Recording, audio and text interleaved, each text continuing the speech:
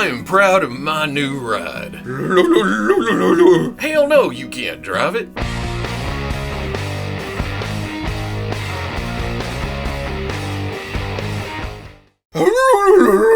Okay, people, welcome back to another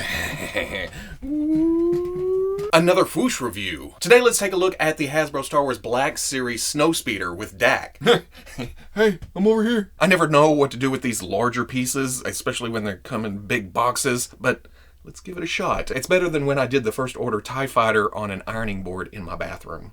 Now, when the 6-inch Black Series line came about, one of the big worries, they're big figures. No way we're gonna get vehicles with this line. And the TIE Fighter was ambitious. Since then, they've scaled it down a bit to more manageable vehicles. And this brings it back up in size. Are they gonna get bigger? Who knows? But, I mean, this is a start, and this is something I've been wanting for a long time. Looking at the package, it has that usual Black Series, well, at least for the next few months, that usual Black Series artwork on the front. Some product pictures here, Snowspeeder with Dak. Warning, don't put them in your mouth. On the side, because I can't fit this into frame on this one, it's not numbered. And honestly, I couldn't tell you where we were with the numbers anyway, so who cares? But other than that, just red. On the back, showing all the details, 2-crew cockpit, inside looking all detailed and beautiful. Retractable landing gear, Dak, some panels removed. On the other side, there's your Black Series artwork for Dak himself. Is that the biggest character picture we've seen on an actual package?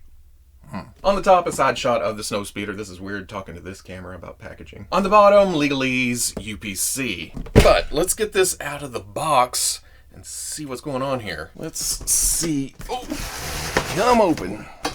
Ooh. This reminds me of Christmas in the late 70s, early 80s. You'd get the wrapping paper off, you'd get the cardboard box off, and then you'd be met with more cardboard. Ooh.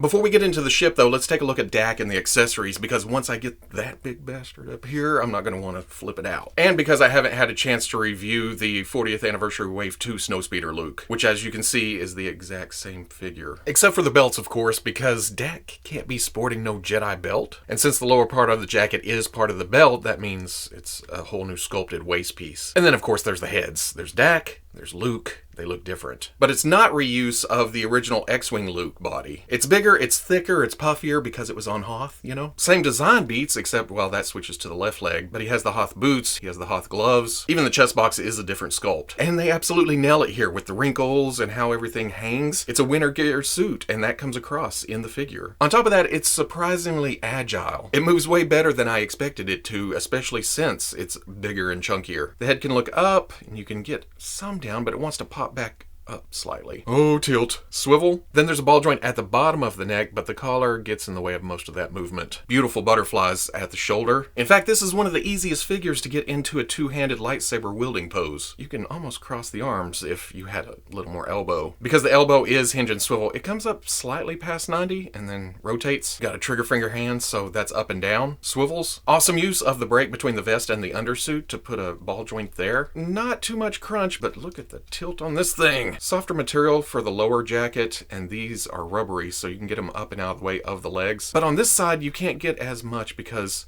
that hose kind of drags you back. Back? Out, not bad. Swivel at the, well, mid-thigh. That's been a while since I've seen one that low. But it does go across the top of the pocket, so it's semi-hidden. Single knees, which has been a big debate over the past few months. Slightly past 90, but it looks pretty good. Especially in the neutral position. I mean, there's no pins, there's no break, there's no kneecap. It's a trade-off. I so wanted to kick his own ass. Ankle goes all the way back. Forward, man, not great. And then forward-facing pin for rocker. Of course, Dak comes with his own helmet. It's fairly plain. If I had to pick him out of a lineup, I wouldn't have been able to choose. But at the same time, I kind of like its cleanness. Dak is a no-nonsense kind of guy. Not like Luke, throwing some reds and some yellows. Luke has the same thing underneath, and they are definitely different faces. But that just slips right over. You gotta fight a little bit with the chin strap, but once you get it on, pop. This is my last run. Let's get out there, sir, so I can go home afterwards. The set also comes with 2 grenades, and I guess this is what they look like in the movie. I just remember Luke picking up some flashlight-looking things and running towards the AT-ATs. But that works. There's even some gold paint on the end to give it some detail. And then there's this. I should have done more research. I think this is what Luke grabs and then runs towards the AT-AT, and it shoots out the Or if you want to refuel your Snowspeeder, here's your gas nozzle. But there are some different colors here. There's some darker gunmetal, some black, some silver on both ends actually. And then looking at the Snowspeeder itself, it doesn't seem massive until you get it in hand. And it feels especially large when you carry it into your toy room and try to figure out where the hell you're going to put this thing. But at the same time, I am completely amused and happy to have this thing in hand. Just the wear and tear, it doesn't seem like paint on top. It feels like it's embedded in the plastic. I know it's some kind of tampo or applied somehow, but it feels like it's been there for years. You can't really feel the edges or the paint job. But besides the damage, and well, in fact, right here, it's sculpted in. Right here, it took a blast and kind of crumpled up the material. In fact, it's the same, and well, it's not exactly the same. That's a different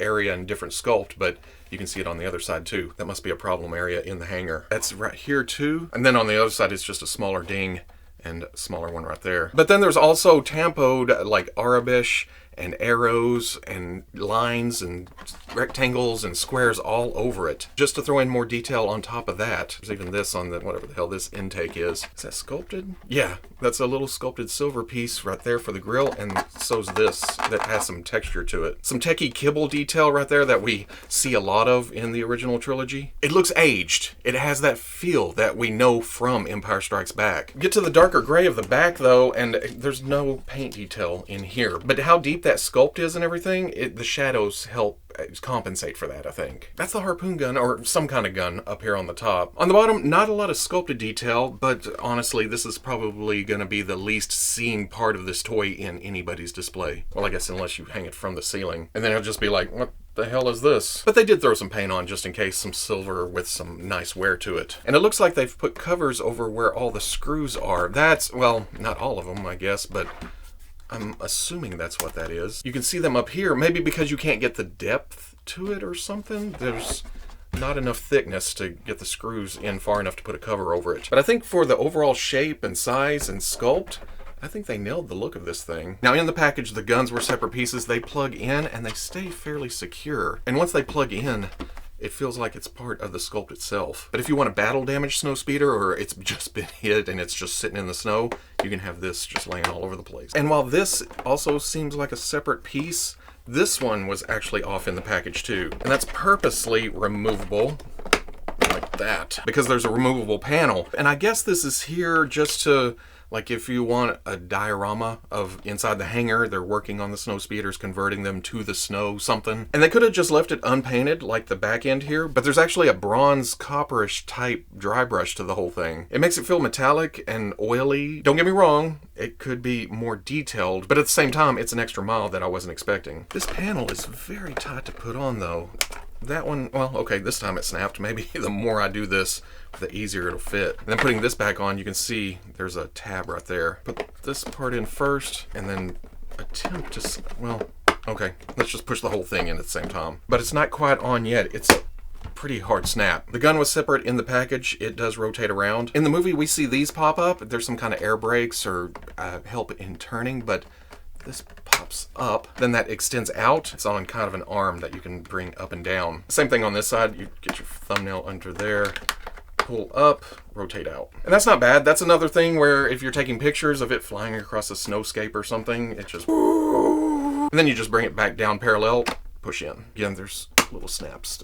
In fact, it's almost hard to tell there's anything there. On the back, there's these that hinge down. And of course, that's on both sides. Again, I think this is some kind of steering, or if you want to dip down both of them, go. There is a cable that comes out of the back, and it goes out fairly far. But I'm not quite sure I care for how they did the inside here. Yep, that's exactly what I was afraid of. It kind of knots itself up because it's just thrown into this space. Let's see how much there is. It goes out about 25 inches. But then to retract it, you just grab this end, pull, it comes through, stuff it back in there, close it, pop. The landing gear on bottom, it has this door just to cover it up, and then the leg itself is attached to the other flap. And then it kind of pops itself into place to stay in that position. Same thing on this side, open it up. The tabs are tough. And then for the front middle, it has two door covers, and then you rotate the leg out. And that keeps the whole thing level, sets up. This is going to be probably most people's display. On mine, if you move it around too much on the landing gear, this one tries to just retract back in. But then there is the cockpit. Again, a groove for the fingernail to go under. This side usually pops pretty easy. Mine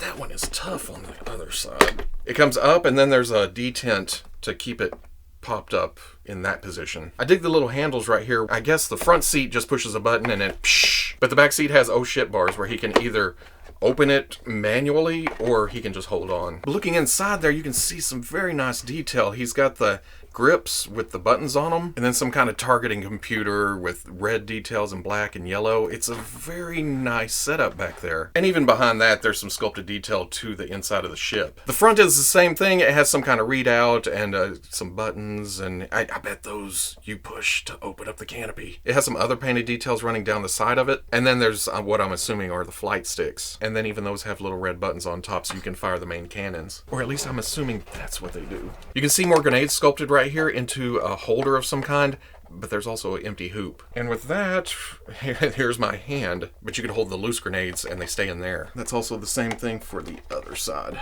Also, when it comes to accessory storage, see this hole down there in the deep recesses of the darkness? You can take the harpoon shooter or the gas nozzle or whatever, and that plugs right into there. It is a nice, secure plug too. It stays in there, and essentially the Snowspeeder holds all of its accessories, including people. The seatbelts have these pull tabs. You pull them out of the holes, they get up and out of the way. For Dak, I would recommend bending his elbows before putting them in, because once you get them into this tight spot, it's hard to manipulate them around. And this is actually easier than I thought it'd be. Seatbelt tabs back in, and then I haven't actually been putting his hands around the grips, but they're close enough that once you have the canopy closed, it looks like he's back there flying or shooting or driving or whatever. It's the same thing for Luke in the front seat. You just shove him in there until he's all the way down. Get his hands at least close to the grips. And then our guys are nice and secure. You close the cockpit and it looks fantastic. I like that the plastic piece is not completely clear. It's Hoth. It's cold. They're inside breathing. They're gonna fog it up a little bit. Nearly knocked my camera down. Size-wise, from tip of the laser to the very back of whatever propels this thing, 18 inches. And then across wingtip to wingtip is about 17 and a half. Size-wise, very hard to do, but here it is next to the dewback with Stormtrooper. The thing about the Snowspeeder, it's not very tall. You think, oh, it's a small vehicle, but then when you get how wide it is, it's gonna take up some shelf space. Like here's the Black Series Tauntaun with Han, which looks big, but it's not taking a lot of real estate on the actual shelf. It's all vertical. And then the speeder bike has the length, but it's up in the air and it's very narrow. So same concept, just different direction. Land speeder, much more manageable, not nearly as wide, not nearly as long, but it's another one of those things that takes up shelf space. In fact, this was kind of a chore getting on the shelf. This is gonna be, ooh, you have to think about it. Yeah. But look at that, it's about the width of the TIE Fighter, which is another item that I've got that I have no clue. I still don't have a place for this thing. So at the end of the day, this comes down to two things: cost and space. At $119, it's not a bad price, really, for what you get. Some of us have paid more than that for single figures, so getting a ship with this much detail and all the little gimmicks to it, yeah, I feel like I got my money's worth here. But I know a lot of people are looking at this thinking, where the hell am I gonna put this? And now that I have it, after the initial excitement of, oh, Snowspeeder, I have it in hand and I think, but now having this in hand and seeing how great a job Hasbro did with this overall, I'm happy to have it, even though, yeah, it's Star Wars, and I'm a sucker, I'll buy anything Star Wars, but at the same time, this thing's just fun. Too bad I don't have a space to actually take pictures in. With the TIE Fighter, everybody joked about putting a piece of glass on top of it, making it an end table, making it a display piece. This, it's hard to hang from the ceiling because you'll just see the bottom, but, oh, Playday, maybe. So if you enjoyed the review, comment, like, subscribe. Much love to the plus. If you're interested in seeing videos early or just in a position to help out the channel, patreon.com. But wherever you may be watching this, I'll always catch you on the Fwoosh.